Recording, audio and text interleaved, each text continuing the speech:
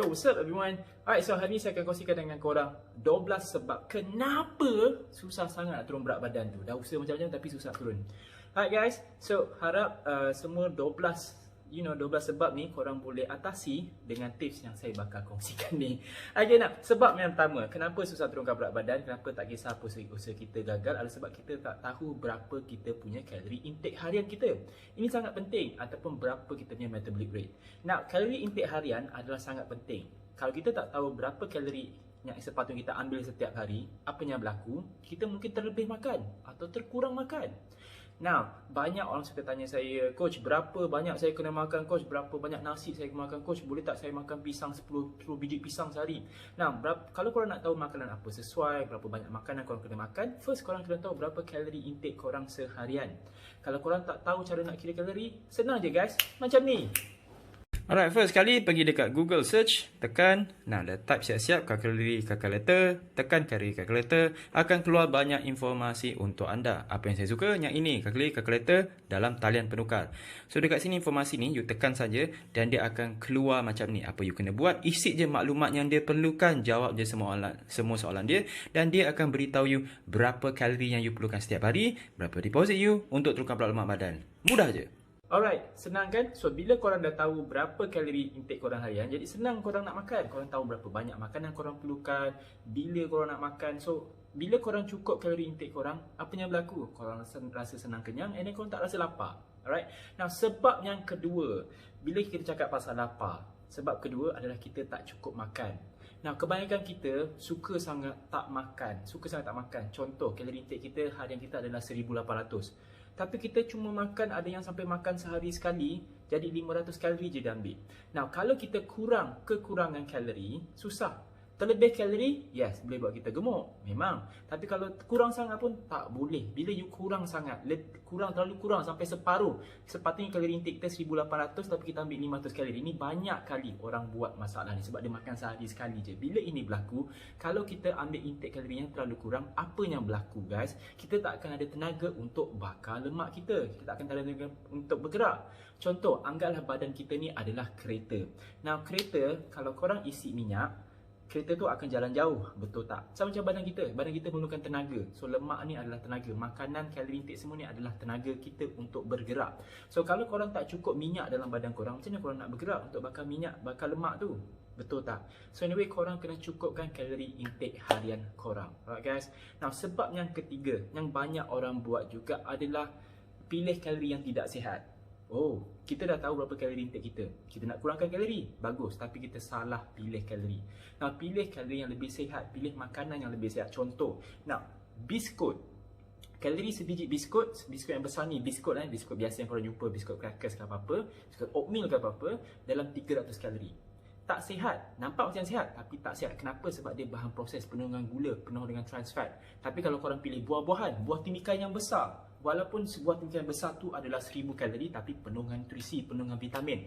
Kalau makanan itu walaupun kalorinya rendah tetapi tiada nutrisi, tiada vitamin, tiada kebaikan kepada badan kita, tak guna korang ambil. Yang tetap akan bertukar menjadi lemak. Kenapa? Ianya adalah makanan proses dan badan kita mengambil masa yang lebih lama untuk menghadam makanan-makanan proses tu.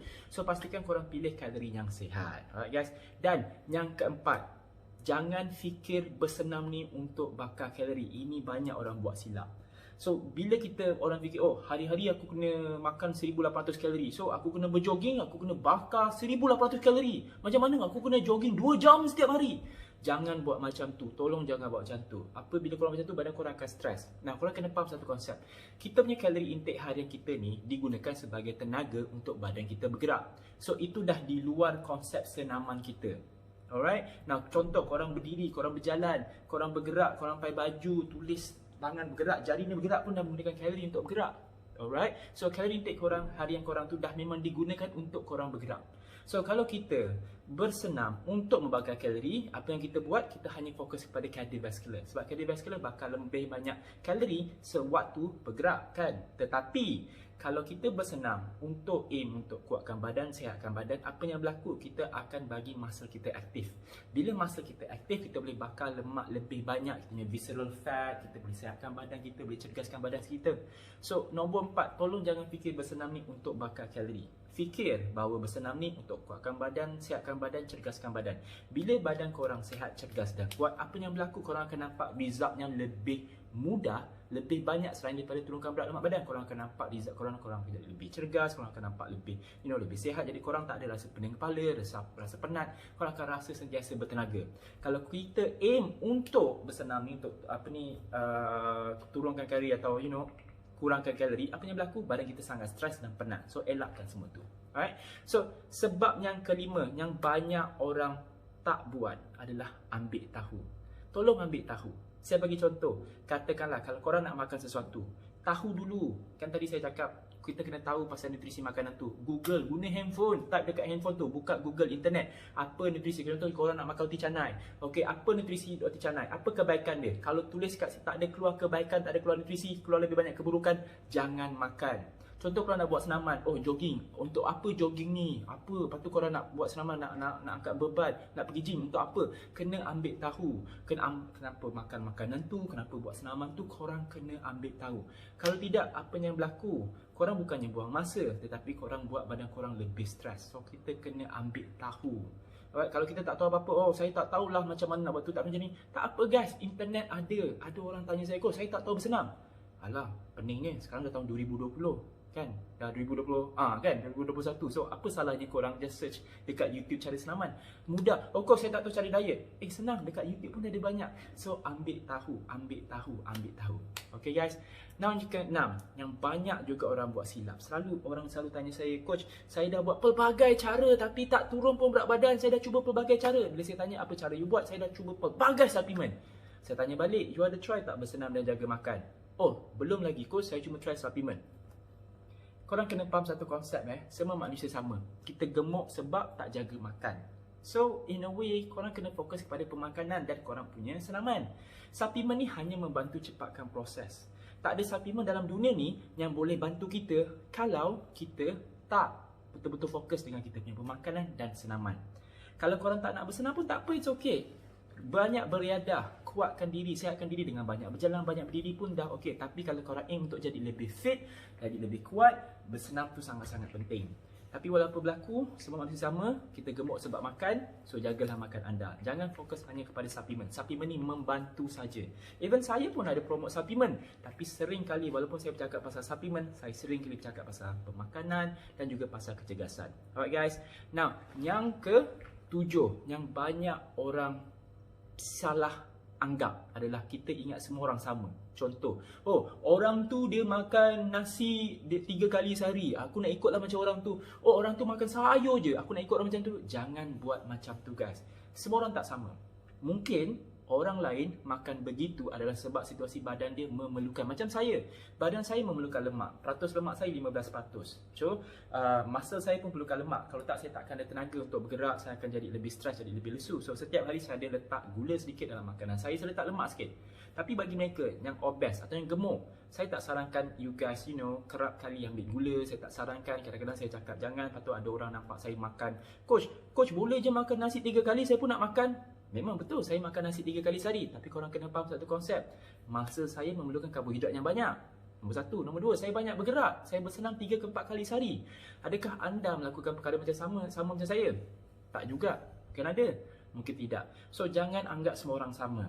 Macam mana kalau kita nak uruskan diri kita? Senang saja.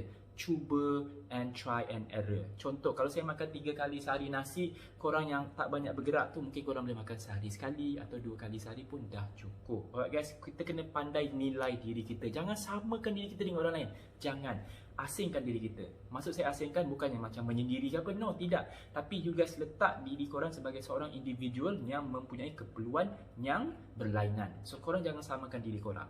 Okay, jangan sekali samakan diri korang. Alright guys. Nah, nombor 8. Ini pun banyak sangat. Nombor 8, malas. Tolong jangan malas. Saya bukan bercakap pasal malas bersenam atau malas jaga makan. No. Saya bercakap pasal malas semuanya.